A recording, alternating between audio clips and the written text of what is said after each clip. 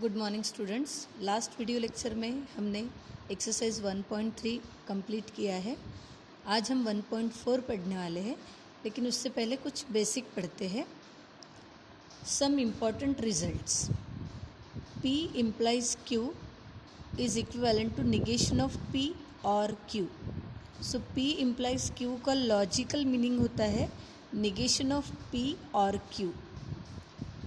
Then P double implies Q, यानी P implies Q and Q implies P. This is the logical meaning. Then P और Q and R, यानी P का और लेना है Q के साथ and P का और लेना है R के साथ. Next P and Q और R. So P का and Q के साथ और P का and R के साथ. सो ये जो रिजल्ट्स है वो हमें आगे यूज़ करना है. इसी को यहाँ प्रूफ किया है. जैसे पहले इसमें हमें P Q negation P Q और P इम्प्लाइज Q इनकी ज़रूरत है, तो हमने P Q लिखा. P T T F F Q T F T F. Negation of P हो जाएगा F F T T. सो F F T T. फिर P इम्प्लाइज Q में फर्स्ट T और सेकेंड F वाला ही F, बाकी सब T. फिर हमें इधर नेक्स्ट में Q इम्प्लाइज P भी चाहिए, तो हमने Q इम्प्लाइज P ले लिया. सो ये T आएगा, ये T आएगा, लेकिन T और F वाला F आएगा, बाकी सब T. उसके बाद हमें ये सारे आइडेंटिटीज़ प्रूफ करने के लिए ये टेबल है. फिर P डबल इम्प्लीकेशन Q है. सो P डबल इम्प्लीकेशन Q, इसमें पहला वाला T रहेगा, ये F, दूसरा वाला भी, लास्ट वाला भी T रहेगा. सो देखो, पहला T, दोनों F, लास्ट वाला T. फिर उसके बाद हमें निगेशन P का और लेना है Q के साथ. निगेशन P का और Q के साथ. So this is negation P, उसका और हमें Q के साथ लेना है. तो और में अगर एक भी ट्रू मिलता है तो आंसर ट्रू ही आएगा, अदरवाइज फॉल्स. यानी F में ही आंसर F रहेगा, अदरवाइज ट्रू रहेगा. सो देखो, F हमें निगेशन P का और लेना है Q से. सो F और T, आंसर आएगा T, क्योंकि एक T है.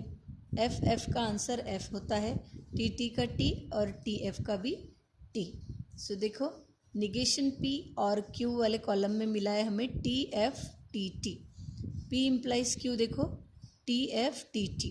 तो ये दोनों कॉलम सेम मिले हैं, इसीलिए P इम्प्लाइज Q का लॉजिकल मीनिंग है निगेशन P और Q.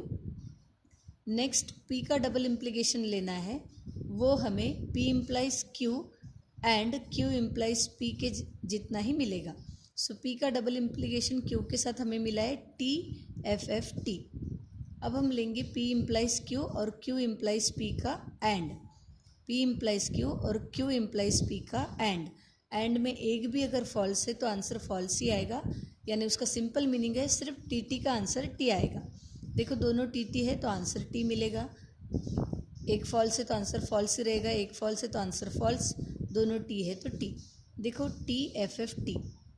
अब हम डबल इम्प्लीकेशन वाला कॉलम और ये कॉलम देखते हैं, TT F F TT. तो ये और ये कॉलम इक्विवेलेंट है, इसीलिए P डबल इम्प्लाइज Q का लॉजिकल मीनिंग है P implies Q and Q implies P. उसी तरीके से P और Q एंड R, ये भी हम आगे सॉल्व करके देख सकते हैं, ये भी हमें इक्विवेलेंट मिलेंगे. यानी एक बार P का एंड Q के साथ लेना है और P का एंड R के साथ लेना है, ये उसका मीनिंग है. इसी तरीके से P का एंड लेना है Q के साथ और P का एंड लेना है R के साथ. नाउ अभी हम देखेंगे algebra of statements. Algebra of statements, उसमें फर्स्ट है आइडेम्पोटेंट लॉ. आइडेम्पोटेंट लॉ यानी P एंड P का आंसर हमेशा आएगा P, और P का आंसर भी आएगा P. सेम ही अगर दोनों भी है तो उसका एंड भी वही आएगा और भी वही आएगा. देन कम्यूटेटिव लॉ, P का और Q के साथ, यानी Q का और P के साथ. उसी तरीके से P का एंड Q के साथ, यानी Q का एंड P के साथ, ये इक्विवेलेंट हो जाएंगे. This is commutative law. Now associative. Associative में 3 आने वाले हैं, P Q R. सो P का एंड अगर आप ब्रैकेट में Q और R के साथ लेते हो, Q और R के एंड के साथ लेते हो, तो P और Q एक ब्रैकेट में हो जाएगी, R बाहर आ जाएगा। इसी को आप तीनों एक साथ लिख सकते हो एंड के साथ।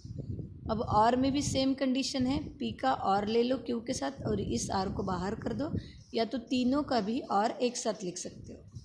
नाउ डिस्ट्रीब्यूटिव में क्या होगा, एंड है। सो अभी एसोसिएटिव में देखो बाहर का साइन और अंदर का साइन दोनों सेम थे, यहाँ पर भी, यहाँ पे और है और, लेकिन डिस्ट्रीब्यूटिव में देखो बाहर एंड है, अंदर और है, तो P और Q का एंड और P और R का एंड, यानी डिस्ट्रीब्यूट हो जाएगा। ये जो P एंड है वो Q के साथ डिस्ट्रीब्यूट होगा और R के साथ भी होगा।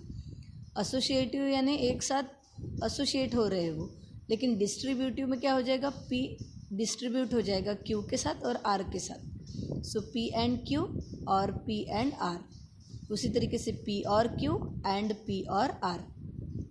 Now D Morgan's law. अब डी मॉर्गन्स लॉ यानी डिसजंक्शन और कंजंक्शन का जब हम निगेशन लेते हैं तो उसको बोला जाता है D Morgan's law. So P and Q का निगेशन अगर हम लेते हैं तो निगेशन ऑफ P एंड का होगा और निगेशन ऑफ Q। उसी तरीके से P और Q का अगर निगेशन लेते हैं तो वो हो जाएगा निगेशन ऑफ P और का होगा and negation of Q। Now identity law.